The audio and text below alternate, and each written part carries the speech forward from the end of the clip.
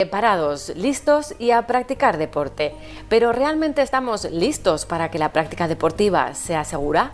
Los especialistas en medicina deportiva aconsejan realizarse los exámenes pertinentes antes de hacer deporte, comenzando con una prueba de esfuerzo. El umbral anaeróbico corresponde a la intensidad máxima de ejercicios que puede realizar por un periodo determinado de tiempo, sin que éste genere una acumulación excesiva de lactato en la sangre. Después de al llegar el porcentaje elevado, el metabolismo va incrementando para acumular lactato en el torrente sanguíneo. Esto puede provocar que los músculos del cuerpo comiencen a tensarse un poco. Para desarrollar eficientemente el umbral anaeróbico, lo que debes hacer es entrenar por encima de sus porcentajes. En pocas palabras, tienes que comenzar a entrenar por debajo del umbral inicial y sobrepasarlo cada cierto tiempo. El umbral anaeróbico es el punto que divide dos sistemas metabólicos, el anaeróbico del aeróbico.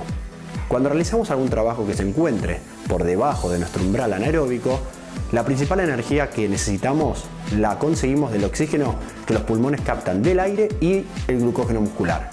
En este punto, los valores de lactato que nuestro cuerpo produce son fácilmente limpiables por nuestro organismo y no acumulamos lactato en sangre. Cuando realizamos alguna intensidad que se encuentre por encima de nuestro umbral anaeróbico y la mantenemos en el tiempo, es muy diferente el asunto.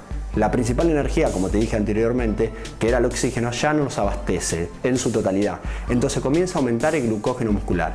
En este punto es importante que entiendas que el lactato en sangre comienza a acumularse porque el cuerpo ya no es capaz de limpiarlo en su totalidad y empezamos a acumular el famoso y conocido ácido láctico. ¿Qué es? ¿En qué cantidad?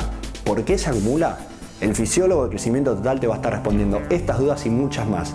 Por lo pronto, lo que te puedo contar es que la acumulación de ácido láctico en nuestro cuerpo nos va a producir cansancio, agotamiento y fundamentalmente pérdida de rendimiento. Ahora bien, toda esta información que te di teórica, ¿cómo la llevamos a la práctica? Es muy sencillo, a través de la planificación. Es fundamental conocer tu umbral anaeróbico para poder planificar de una manera más seria. Si vos haces un entrenamiento que esté constantemente por encima de tu umbral, lo único que vas a conseguir es cansancio y pérdida de rendimiento, como te dije anteriormente. Entonces, conociendo tu umbral vas a poder saber hasta qué punto vas a poder correr. Lo ideal sería poder aumentar ese umbral, ¿sí?, a través de tus sesiones de entrenamiento. ¿Cómo? Con ejercicios que se encuentren por debajo y por encima. Ir jugando con eso. Por ejemplo, correr 5 minutos por debajo de tu umbral y 2 minutos por encima. Semana siguiente, 6 por debajo, 3 por encima. Y así sucesivamente. Siempre de acuerdo a tu plan de entrenamiento. Ahora te hablaremos de los factores que influyen en el umbral anaeróbico. Masa muscular activa. Reservas de lactato en la sangre se modificarán en poca cantidad sin importar que el metabolismo dominante es anaeróbico. Por este motivo, poder determinar el umbral va a depender de la masa muscular reclutada en los ejercicios. Composición miotipológica. Para una mayor capacidad metabólica aeróbica debe determinarse la cantidad de fibras de contracción lenta y por esto habrá un mejor umbral anaeróbico. Asimismo, existirá un predominio de las fibras de contracción rápida. En el estado metabólico se incluyen diversos factores como la reserva alcalina, concentración de glucógeno, capacidad de aprovechamiento y capacidad de mantener el lactato en la sangre y la capacidad de obstruir el acceso de H. Algunos ecofactores pueden ser el viento, la temperatura o la humedad que hay en el ambiente. Para calcular el umbral anaeróbico existen varias maneras de hacer estos cálculos. La primera de ellas será realizar ejercicio en el que la intensidad incremente lentamente. Con esto se tomarán algunas muestras de sangre del dedo del atleta para controlar cambios que ocurren en los niveles de lactato en el torrente sanguíneo. Luego de que la concentración de lactato incrementa, habrá un aumento en la producción y ventilación de CO2. De hacerlo con la ayuda de un profesional, la prueba consistirá en colocarse una máscara especial que medirá el consumo total de oxígeno y el rendimiento de la producción de dióxido de carbono. Igual, una forma de calcular este parámetro es utilizar pulsómetro o cinta de correr. Para esto se empezará a trotar a menos de 8 km por hora y sube el ritmo a unos 0.4 kilómetros cada 2 minutos. Alcanzarás un punto en el que la velocidad sobrepasará tus capacidades y sentirás cansancio, al igual que un aumento de frecuencia respiratoria. Calcula tus pulsaciones para medir tu umbral. Otra manera de calcular tu frecuencia cardíaca tope es la de aplicar la fórmula de Carbonen. Tendrás que calcular la frecuencia cardíaca máxima, edad y aplica un 90%. Conocer este umbral anaeróbico.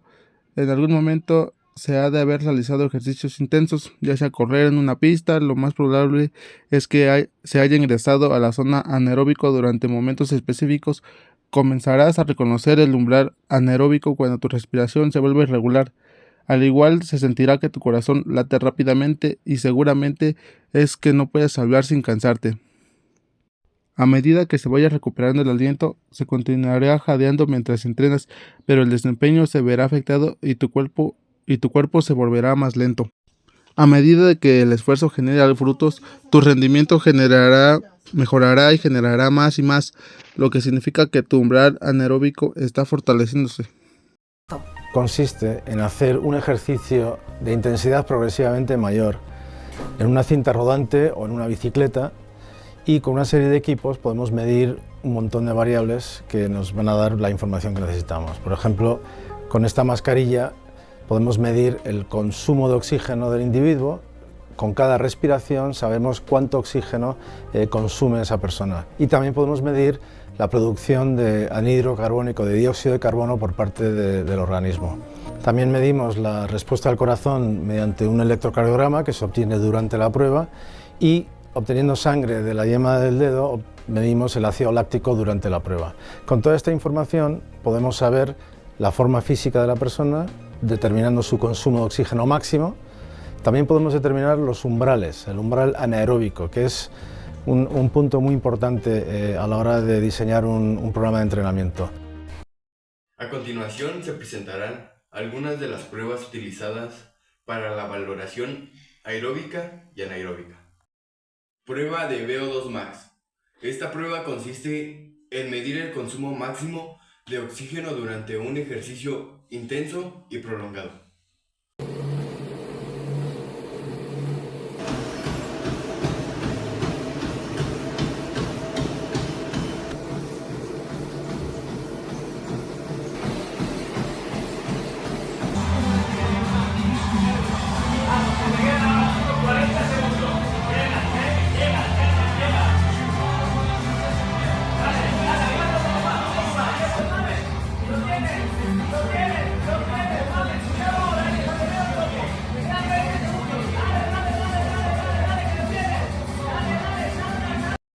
Prueba de lactato. Esta prueba consiste en medir los niveles de lactato en la sangre después de un ejercicio intensivo y prolongado.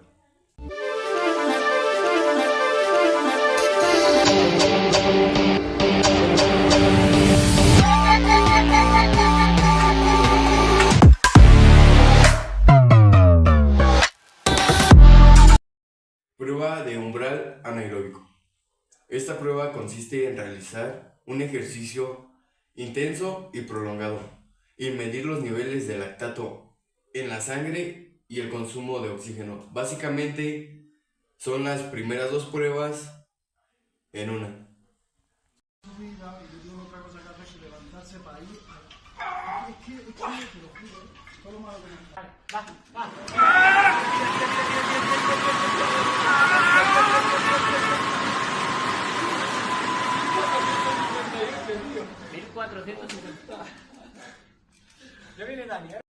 Prueba de carrera de 20 metros. Esta prueba consiste en medir el tiempo que tarda un individuo en correr 20 metros.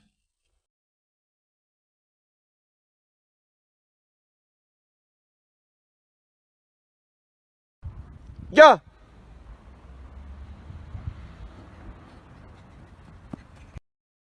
Prueba de salto vertical. Esta prueba consiste en medir la altura que puede saltar un individuo.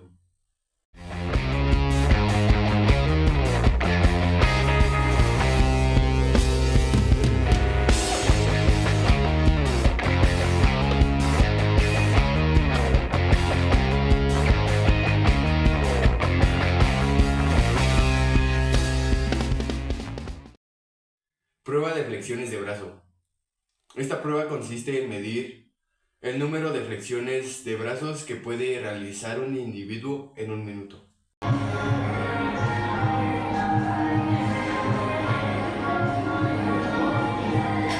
En conclusión, el umbral anaeróbico es un concepto fundamental en la fisiología del ejercicio, que se refiere al nivel de intensidad del ejercicio en el que el cuerpo comienza a producir ácido láctico en grandes cantidades.